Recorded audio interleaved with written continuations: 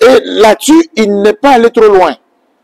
Et quand je dis que je suis resté sur ma faim, c'est surtout par rapport à cet aspect-là. Vous savez, quand on est président de la République, mon dernier livre, justement, porte sur ce titre-là.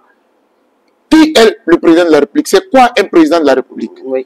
Et mes recoupements que j'ai pu faire depuis que je travaille sur la question de la démocratie et des droits de l'homme, le président de la République, surtout en Afrique, c'est un peu le garant de la sécurité et de la paix sociale.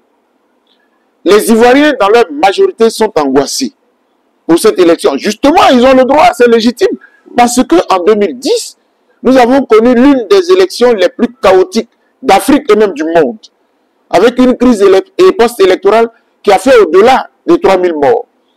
Lorsque chaque fois on a une élection qui arrive, le pays est toujours inquiet. Et le président de la République, c'est celui-là qui rassure. Les mots qu'il a utilisés sont peut-être rassurants, mais on n'en connaît pas le contenu.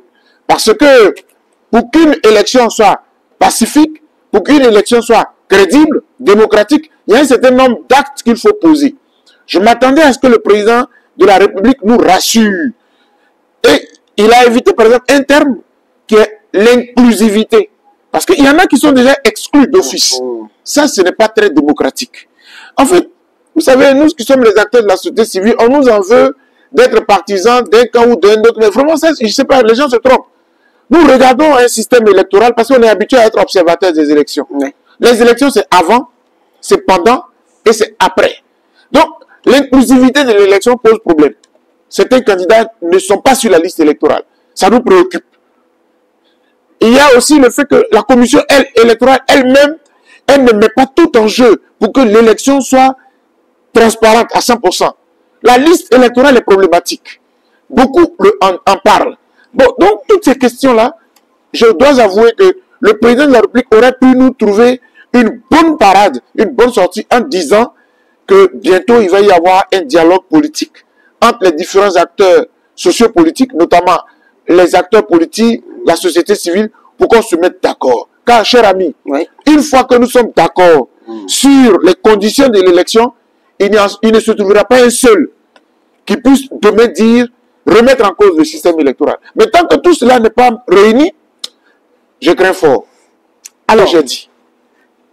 Votre préoccupation s'entend quand on connaît l'histoire donc des consultations, notamment présidentielles. Exactement. En Afrique en général. Et même dans le monde. Voilà. Alors, donc, quand on suit de près l'actualité ivoirienne, tout à fait. Et je m'en suis rendu compte. Lorsque nous préparions, l'équipe de cette émission, nous préparions donc cet entretien avec vous, que un organe de la place ici en Côte d'Ivoire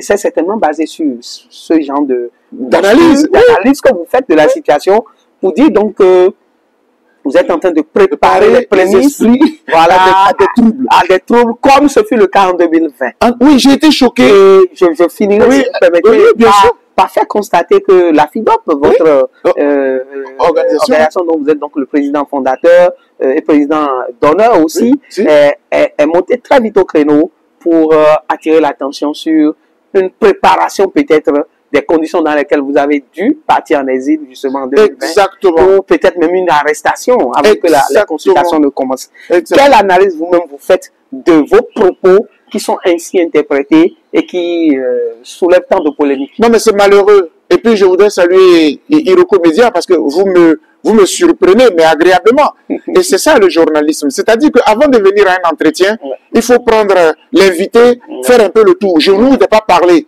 Dieu m'est témoin. Et je suis surpris agréablement que vous ayez cette information. Effectivement, il y a un journal malheureux de mon pays, certainement proche du pouvoir, qui a voulu me salir en estimant que mes analyses qui tendent à démontrer qu'il y a des failles dans le système qui sont inquiétantes. Et donc, ils se sont appuyés là-dessus parce que j'ai accordé une brève interview de vœux à un de vos confrères ici en Côte d'Ivoire qu'on appelle Canal Ivoire sans faire de publicité. Ils ont chopé les éléments et comme les éléments n'étaient pas très suffisants pour pouvoir m'incriminer, ils sont allés puiser en 2020 mes postures, mais les contextes ont changé. En 2020, j'étais contre le 3e mandat et j'étais en exil en plus. Et j'ai donné mon point de vue. Je n'ai pas pris les armes, je n'ai jamais attaqué qui que ce soit. C'est une question d'opinion.